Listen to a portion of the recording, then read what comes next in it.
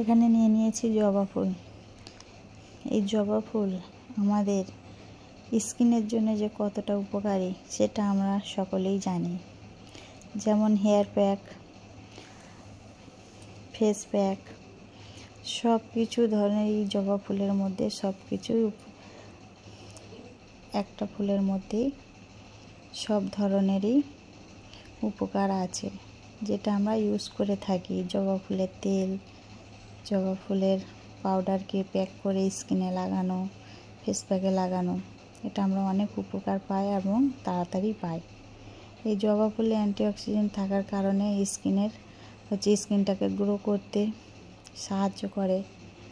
আর মাথার চুলের তেলে যদি আমরা ব্যবহার করি জবা ফুলের তেল, চুলকে লম্বা হতে, কালো হতে, চুলকে সিল্কি করতে, শাইনিং করতে সাহায্য করে।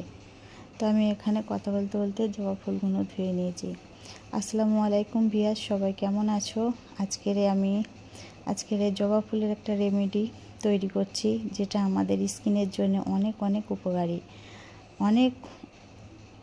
অনেক সুন্দর একটা টোনার তৈরি করছি। জবা ফুলগুলো আমি নিয়ে নিয়েছি 10-12টা জবা ফুলগুলো ধুয়ে পরিষ্কার করে আমি একটা পাত্রের মধ্যে নিয়ে আমি হাত দিয়ে চটকে নিচ্ছি। এই যে জবা ফুলের যে নির্যাসটা বেরোচ্ছে, এটা কিন্তু আমাদের স্কিনের পক্ষে অনেকটাই উপকারী। স্কিনকে টান করতে সাহায্য করে।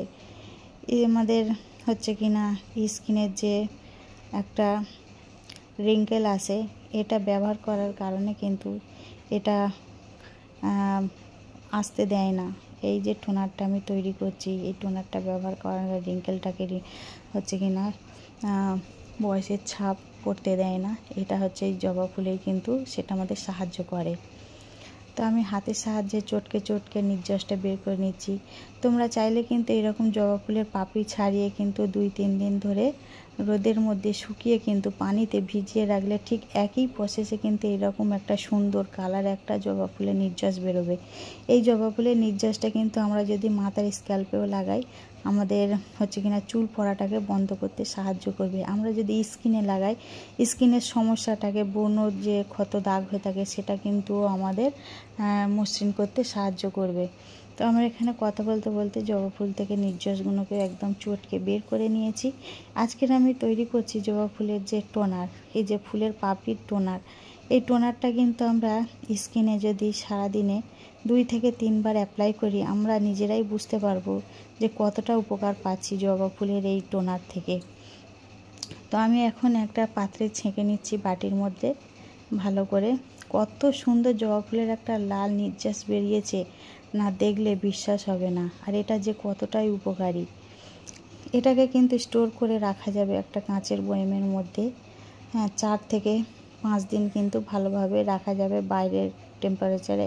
আর ফ্রিজে রাখলে কিন্তু 1 সপ্তাহ ভালোভাবেই রাখা যাবে একটা কাঁচের কন্টেনারে করে রাখলে। তো আমি এখন চিপে বের করে নিচ্ছি। মাশাআল্লাহ, কত সুন্দর একটা নির্যাস বেরিয়েছে প্রাকৃতিক উপাদানে, একদম কোনো মেডিসিন ছাড়া। এটা যে আমাদের স্কিনের পক্ষে কতটাই উপকারী, আমরা যদি ইউজ করি এরকম ঘরোয়া রেমেডি, আমরা কিন্তু আমাদের স্কিনটাকে বয়সের ছাপ আসতে কিন্তু দেবে না। এই টোনারটা কিন্তু যদি ফেস ওয়াশ করে এই টোনারটা যদি আমরা মুখের মধ্যে অ্যাপ্লাই করি, তাহলে আমরা নিশ্চয়ই বুঝতে পারবো।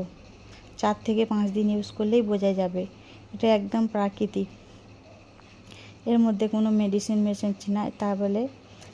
তো আমার এখানে এখন ভালোভাবে ছেঁকে নেওয়া হয়ে গিয়েছে। আমি এখন কন্টেনারের মধ্যে দিয়ে এটাকে কিন্তু স্টোর করে রাখবো।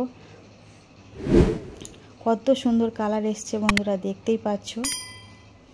এত সুন্দর একটা ঘরোয়া রেমেডি, কত সহজে কম সময়ের মধ্যে একদম বিনা খরচায় আমরা এই যে জবা ফুল গাছ বাড়ির আশেপাশে সব জায়গায় সবার বাড়ি কম বেশি থাকে।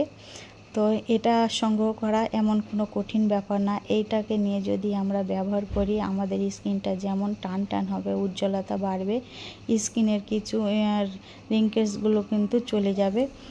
তো তো আমি এখন হাতের মধ্যে অ্যাপ্লাই করে দেখাচ্ছি।